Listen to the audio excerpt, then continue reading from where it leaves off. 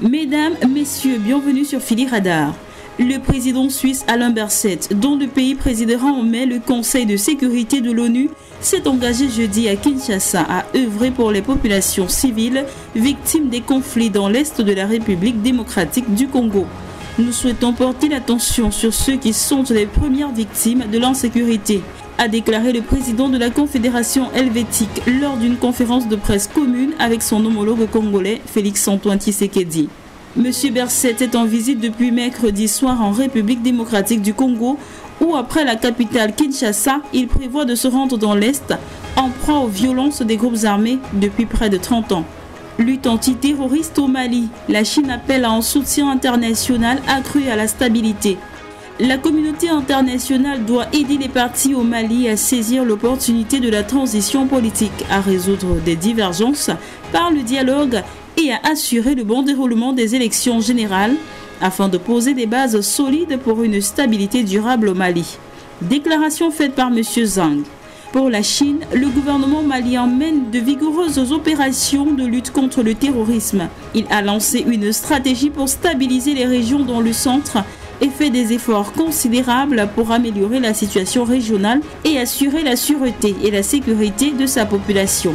De tels efforts méritent une reconnaissance. L'aide au Mali doit être renforcée, notamment en finançant l'équipement, le renseignement et la logistique. L'ambassadeur chinois a déclaré que la MINUSMA devait remplir efficacement le mandat que lui a confié le Conseil de sécurité et fournir un soutien global au Mali. Si certains pays ont évoqué la question des droits de l'homme, Pékin estime que l'objectif ultime des opérations antiterroristes est de protéger le droit des civils à la vie et à la sécurité, entre autres droits humains fondamentaux, et s'oppose à l'instrumentalisation politique des droits de l'homme pour interférer avec les opérations antiterroristes. L'ambassadeur a également souligné l'importance de promouvoir la mise en œuvre de l'accord de paix qui est essentiel pour maintenir la paix et la stabilité au Mali. Rappelons-le, la Chine soutient la MINUSMA dans la mise en œuvre des projets de réduction de la violence communautaire et des projets à impact rapide dans le centre et le nord du Mali, ainsi que dans ses efforts pour apporter une assistance accrue en matière d'approvisionnement en eau, d'agriculture, d'infrastructures ou de formation professionnelle dans le but d'éliminer les causes profondes des conflits. Concernant la transition politique dans le pays, M. Zhang a déclaré que les autorités maliennes avaient engagé un dialogue approfondi avec les parties concernées et avaient accompli un important travail pour élaborer une constitution et préparer des élections générales. La Chine est prête à travailler avec la communauté internationale pour apporter de plus grandes contributions à la paix et au développement durable au Mali.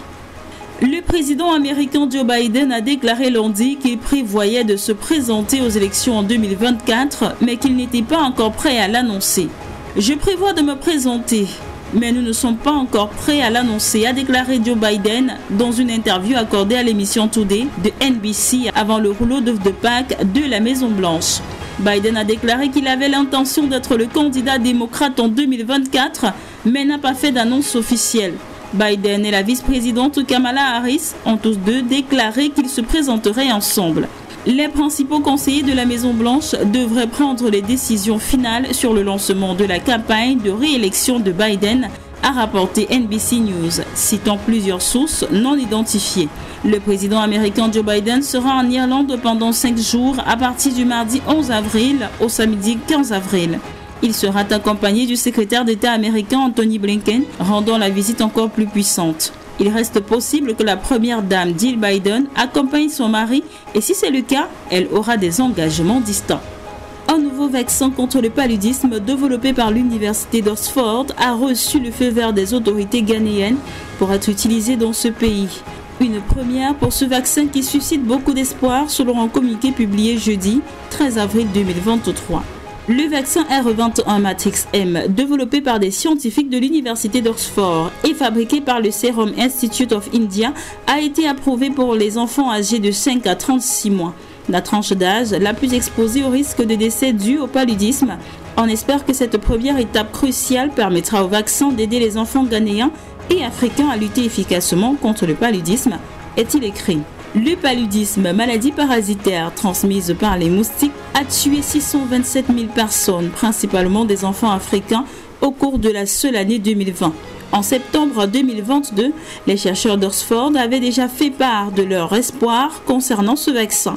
L'autorisation de ce vaccin au Ghana marque ainsi l'aboutissement de 30 années de recherche sur le vaccin antipaludique à Oxford, avec la conception et la mise à disposition d'un vaccin très efficace qui peut être fourni à une échelle adéquate aux pays qui en ont le plus besoin.